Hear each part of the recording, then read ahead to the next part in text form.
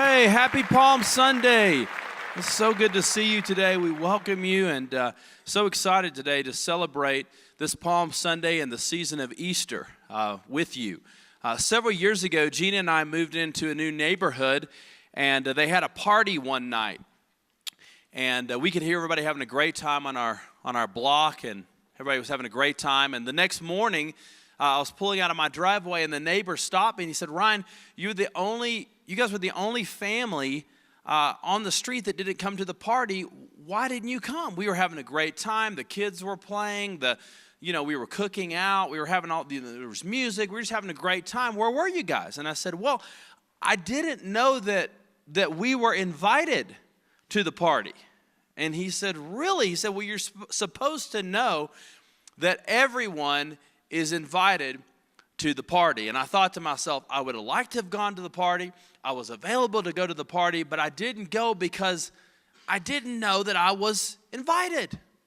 Next weekend here at Edge Church, we're having a huge party. And we want everyone to know that they are invited to be a part of this Easter celebration, this huge party. We don't want anybody to not be here next weekend because they didn't know that they were invited. And we've got some videos and some flyers and postcards and all that kind of stuff going around, but the greatest way to let people know that they're invited is to personally tell them you are invited to Easter. And today I want to share with you a message that I've called Who You Bringin'. Who You Bringin', because we're getting excited for this Super Bowl Sunday of the Christian church next weekend. And the reason it's so important is because Jesus Christ rose from the grave. I mean, I can't think of anything more exciting than that, right? I mean, Jesus Christ rose from the grave. That's why we celebrate Easter. And I know that God is going to use you as you invite people to join you next weekend. I hope that not one of us that's here today will come by ourselves. Easter is not about coming by yourselves. It is about inviting somebody to the party, if you will. Invite somebody to the party. And guests are more open to coming during the season of Easter than any time during the year. Did you know that? There's people that you are friends with. There's people that you sit next to at work that will come on Easter that might not come on another Sunday. So we want to maximize that opportunity, take advantage of that, and bring somebody to be with us. Now, why is it important to bring people to Easter? Because people are lost. The Bible says people that don't know Christ are lost. The Luke chapter 15, we see 3 stories about lost things. There's a lost coin, there's a lost son, and there's a lost sheep. And in each of those 3 stories, God is personified as the one who is seeking after that which is lost. You see, lost is not a bad or a negative term. Lost is a good term. God is seeking lost people, lost souls, because people matter to God. And if God didn't care, He wouldn't seek after us, right? Now, if you've ever lost something of value, you know the intensity with which you will search for it, right? Anybody ever lost their wedding ring before? Okay. Anybody ever lost their keys? Okay. Yeah. Some of us are like, I do that every week. Yeah. I lose those all the time. Yeah. You search to find that which is lost because it is valuable. And listen, people are valuable to God. Therefore, we should have this place packed out at all 4 services next weekend to let people hear this life-changing message about the resurrection of Jesus Christ. We should be connecting people to the resurrected Christ. Now, I believe one of the greatest examples in the Bible of a connector, somebody that was always connecting people to Jesus, is a person that you haven't heard a lot about from the Bible. He's kind of like one of those obscure characters. He's one of those guys that kind of is in the background, somebody that you would not immediately think of when you think about heroes of the faith and characters, and yet his sincerity and his devotion and his leadership and example is deeply profound. I'm talking to you today about the apostle by the name of Andrew, the apostle Andrew. He was the brother of Simon Peter. Simon Peter is probably the most famous of the 12. He was the one that walked on the water, preached at the day of Pentecost, and 3,000 people followed Jesus. pretty well-known guy, was also the one that was notorious for sticking his foot in his mouth. Peter was the kind of guy that talked before he thought. And Andrew is the antithesis of his brother, Peter. Andrew is laid back. Andrew is kind of behind the scenes. Andrew is kind of the introvert, if you will. Peter is the extrovert. But Andrew's life is marked by one thing, and that is he's always bringing people to Jesus. All through the Gospel of John, you want to find Jesus, well, where's Andrew? And I'm going to give you a few examples in just a minute. Andrew is one of the least known. We know about Peter. We know about doubting Thomas, right? Because like he doubted Jesus and until he could put his hands in the wounds of Jesus after the resurrection. We know who Judas Iscariot is, okay? Whatever you do, don't name your kids Judas, okay? It's not good. Judas is famous, but for the wrong reason. We know John because he wrote a gospel. Andrew, who's Andrew? He's the brother of Peter. We always call him the brother of Peter. He's always known as the brother of Peter. And maybe you've been around people like that before, that they're known by their sibling. Or maybe you've been like that, oh, that's so-and-so's, the sister of so-and-so, Well, that's Andrew. He's a background guy, and yet God's going to do something amazing in his life. The Bible tells us he's a fisherman. He was from that small fishing village. He was Jewish. He was a disciple of John the Baptist. John the Baptist told Andrew about Jesus. That's how he found out about him. Then he went and found his brother Peter after that. But Andrew was a Jewish man, a follower of John the Baptist. And in the first three Gospels, Matthew, Mark, and Luke, he's only mentioned in the list of the 12. We don't know anything additional, any additional information about Andrew in the first three Gospels. However, when you get to John, the Gospel of John gives us some more information that we want to look at today. And he's always sharing the good news. I mean, he's just always pointing people to Jesus. Now, how many of us love good news in this room? Just raise your hand. You like good news, right? How weird would it be if somebody got engaged and they didn't tell anybody, right? Would you say that's kind of weird? That's like a doomed marriage right there, okay? I got engaged and I didn't tell anybody. How many of you know when you get a promotion at work, you don't want to brag, but you'd like to celebrate with somebody. You like to tell somebody. That's a good thing, right? It's good news. When you're going to have a baby, you want people to know. You're like, give me presents, It's a good thing. It's good news. And listen, the fact that Jesus died on the cross and rose from the grave is good news. And so we ought to be talking about this, especially during this season, because it's good news, and people love good news. Now here's John chapter 1. Let's look at Andrew's life and how he's the connector, introducing people to Jesus. You could call him the relational disciple, if you will, because he's always building relationships and then bringing people to Christ. John 1:40, Andrew, Simon Peter's brother, was one of the two who heard what John had said and who had followed Jesus. And the first thing Andrew did was to find his brother Simon and to tell him, we have found the Messiah, that is, the Christ. So in this first vignette, Andrew hears about Jesus, and what's the first thing he does? The Bible doesn't say that Andrew meditates about it. No, what does he do? He goes and he gets his brother Peter, and he's like, Peter, come on, you got to meet Jesus. I'm going to introduce you to Jesus. John chapter 1. Interestingly enough, in John chapter 6, he's doing the same thing. And when Jesus looked up and saw a great crowd coming toward him, he said to Philip, where shall we buy bread for these people to eat? And he asked this only to test him, for he had already had in mind what he was going to do. And then Philip answered him, well, it would take more than half a year's wages to buy enough bread for each one to have a bite. And another of his disciples, Andrew, Simon Peter's brother, spoke up. Here's a boy with small barley loaves and 2 small fish, but how far will that go among so many? So in the first picture, we see Andrew is bringing his brother, Simon Peter, to Jesus. And by the way, the people we should be concerned about the most, about their relationship with the Lord, ought to be the people that are the closest to us.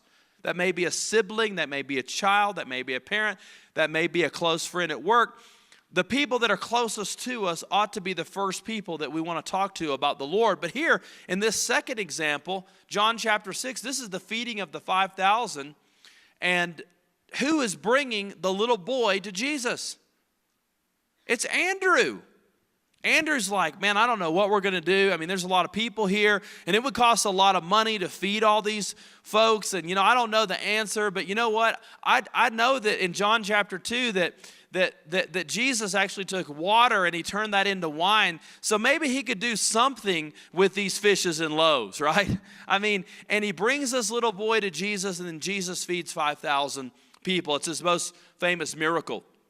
In John chapter 12, we see Andrew is connecting people to Jesus here in verse 20. Now, there were some Greeks among those who went up to worship at the festival, and they came to Philip, who was from Bethsaida in Galilee, with a request. Sir, they said, we would like to see Jesus.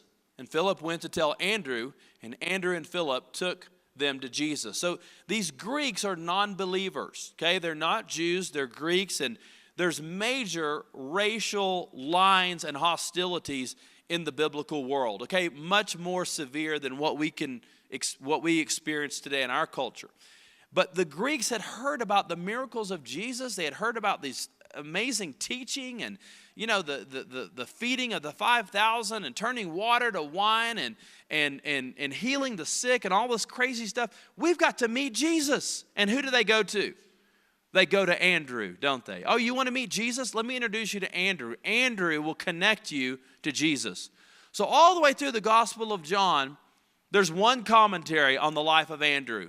He was the person that was always connecting people to Jesus. What a great thing, by the way, to have said of you, What a great thing if somebody said, well, tell me about so-and-so. You know what? They're always introducing people to Jesus, This is Andrew's life. And the question is, how can we learn from the example of Andrew? Because if you're a follower of Jesus, you should be introducing people to Jesus as well. And Easter Sunday is our greatest opportunity, I believe, to do that.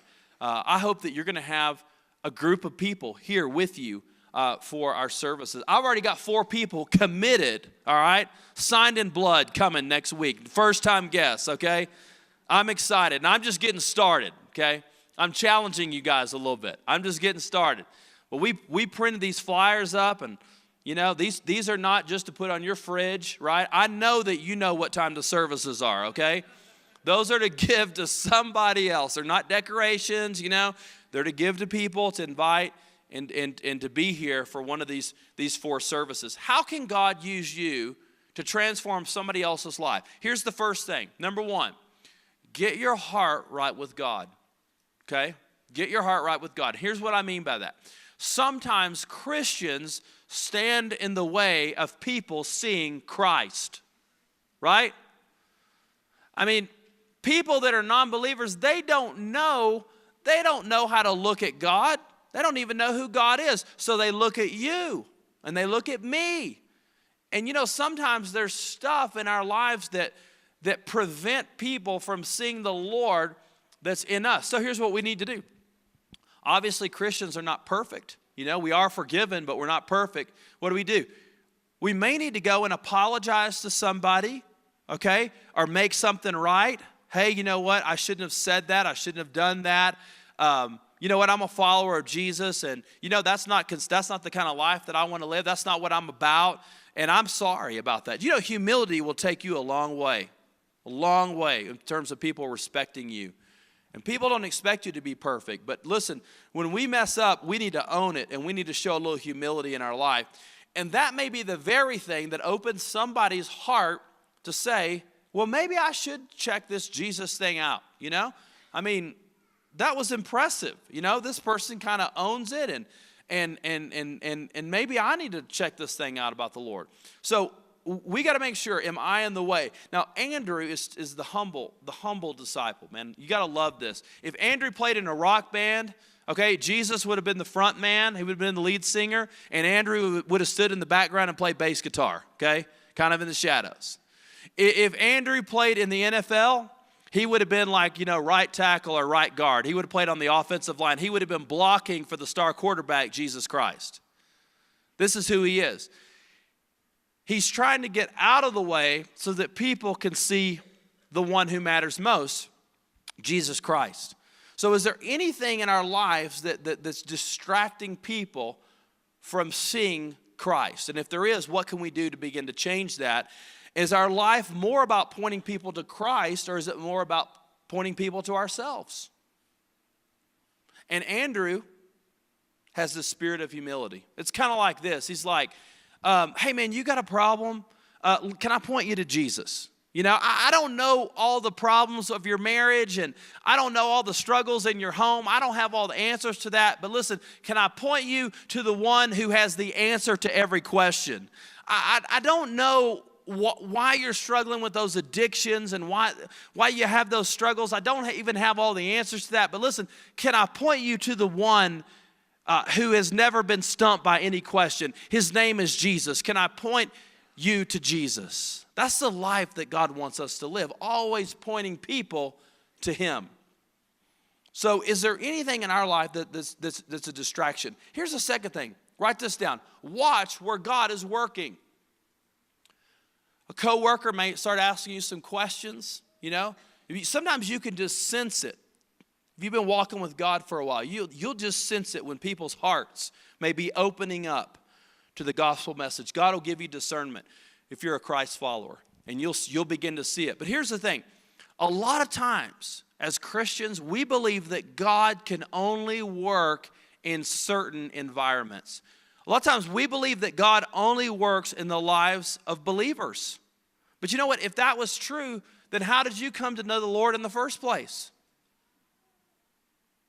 So God is working in so many different places, so many differences. Don't ever look at somebody and say, oh, I don't think God could work in that home. I don't think God could work in her life. You know, He's into that. I don't know what God would do with that. You know, I first began to think about this as a young preacher.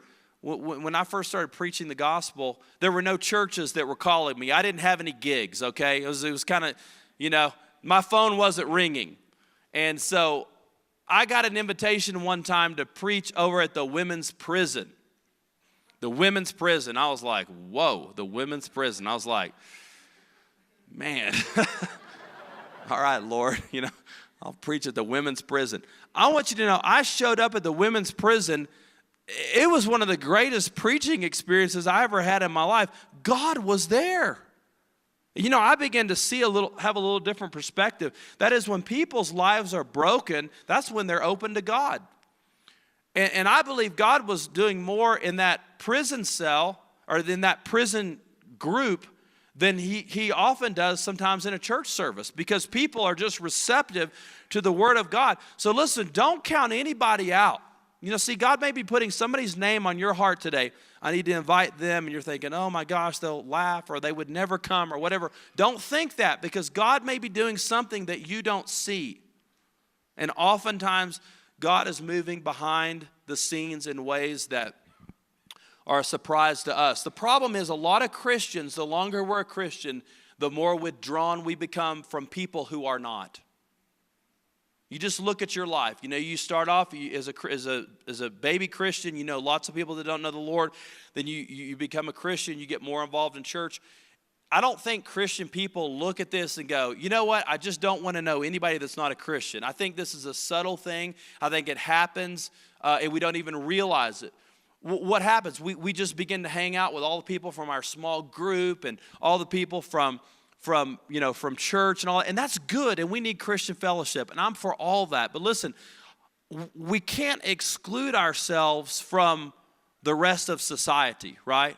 I mean, there are a lot of Christians that are like hunkered down in their basement waiting for the second coming of Christ because they don't know what to say to a world that doesn't know the Lord, you know?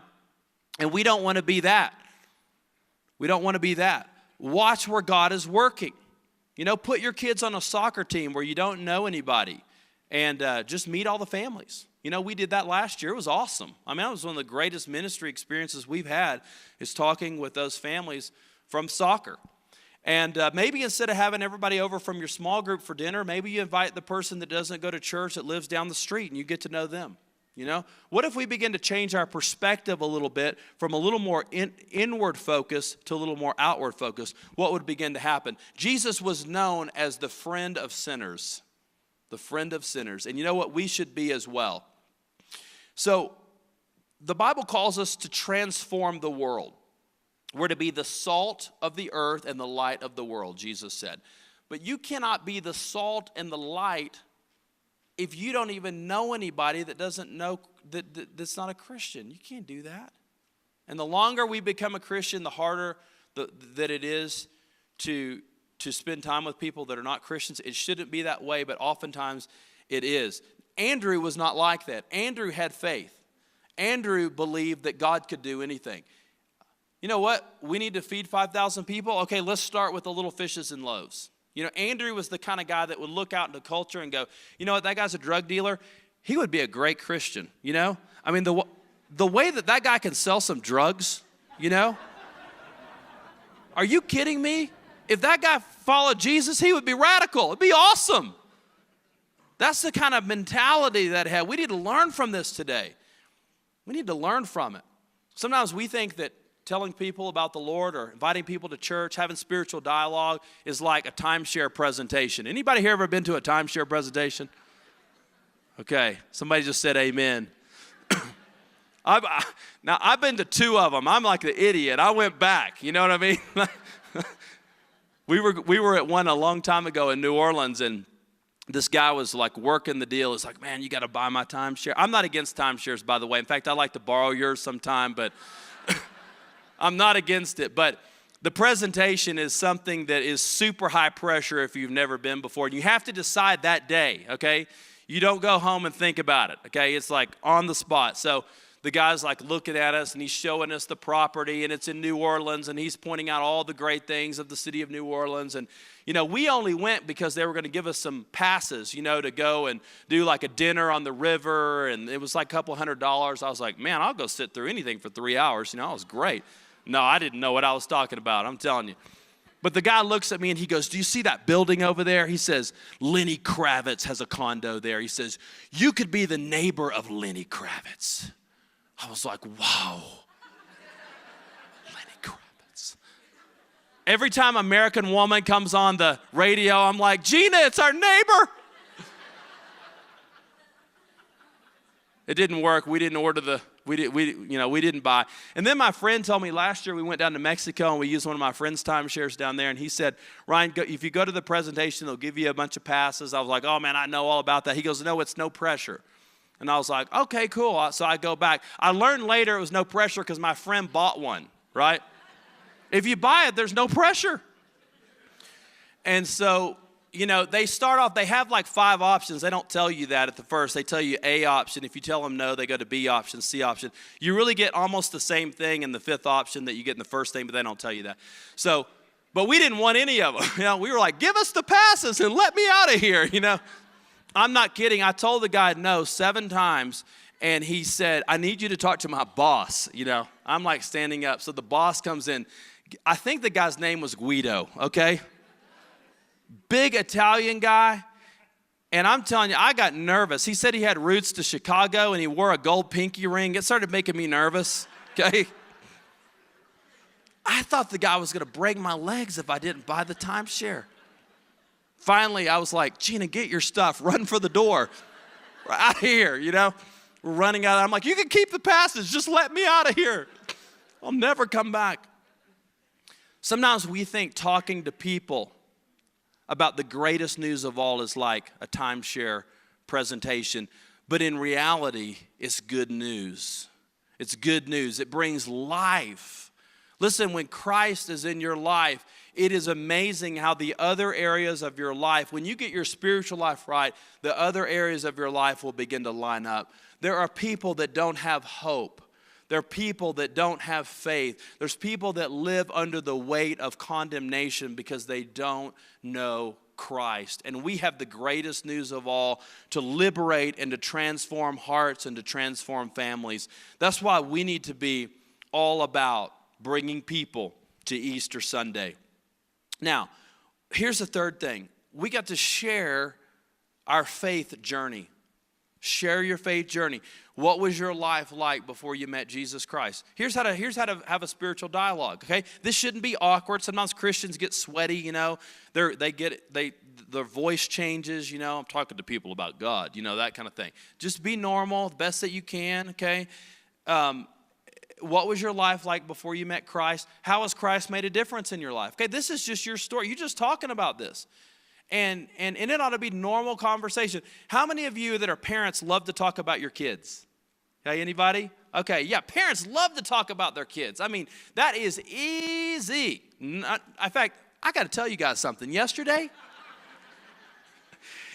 Zane had his first soccer game, and I got to brag, he scored the first goal of the season for his team.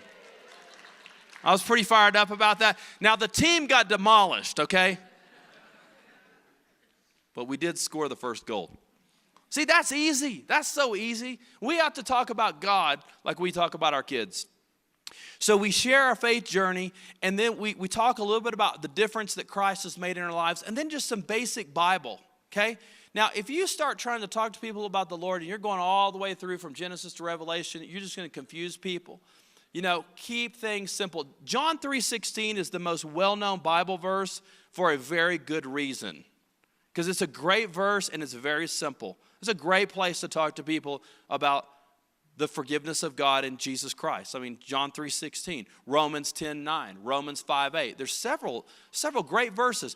Talk to people about those things. Share your faith journey. And this should just be part of our lives. Now, I know there's some objections that you're thinking, well, Ryan, I'd love to bring people to Easter. I'd love to engage in some spiritual dialogue, but I'm an introvert. It's really hard for me to talk to people, and I love to make fun of introverts. I don't know if you know that or not, but but I have to be kind of careful because introverts are the majority of our culture. More people are introverts than they are extroverts. So I have to be kind of careful. But I asked my wife, who is an introvert, I said, Gina, what do I tell the introverts about bringing people to Easter? And she said, tell them it is possible. They just have to speak up a little bit more. So that's straight from the pastor's wife right there. It is possible. So don't hide behind the fact that, oh, that's not my personality. Andrew is an introvert, by the way, guys. He is not Simon Peter. He's not the Apostle Paul. He's not the sons of thunder, James and John. He's Andrew, Simon Peter's brother. And if God can use Andrew, I know God can use you. So you don't believe that garbage. It's not my personality. Sometimes people believe, well, I don't know enough. And when I was a young Christian, I thought, well, if I could read about 1,000 books and I could get an earned doctorate and I could go to church, maybe by the time I'm like 95, I can answer everybody's questions about God in the Bible. And then I started talking to people about the Lord, and I've had the privilege of leading hundreds of people to Christ over these, my ministry, these last, years, however long I've been in the ministry. I don't even know. But I've had a great privilege of leading a lot of people to the Lord. And here's what I learned.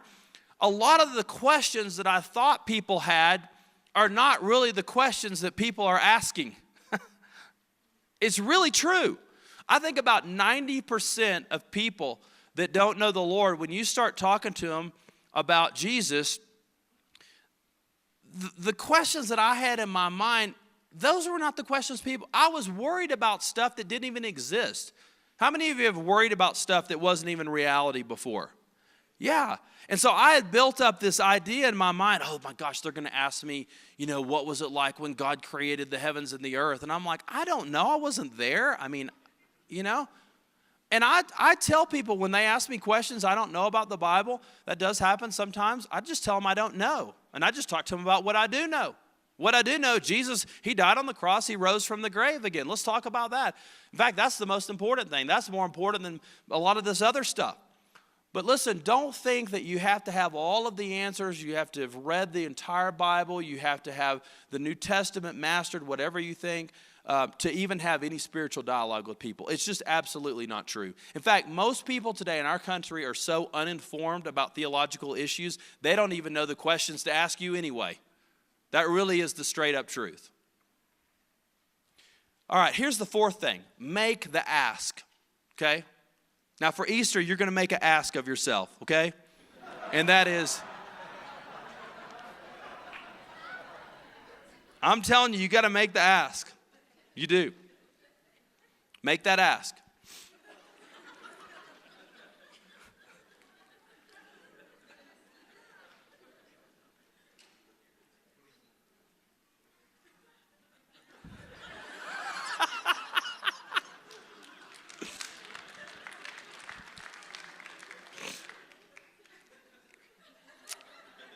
We're ready to go. I'm thinking about how to transition into this Bible verse. Oh, my Lord, help me. In Mark chapter 2, these men want to get their friend to Jesus. And he's a paralytic. And the room is packed. People are all over Jesus. Sardines, kind of deal.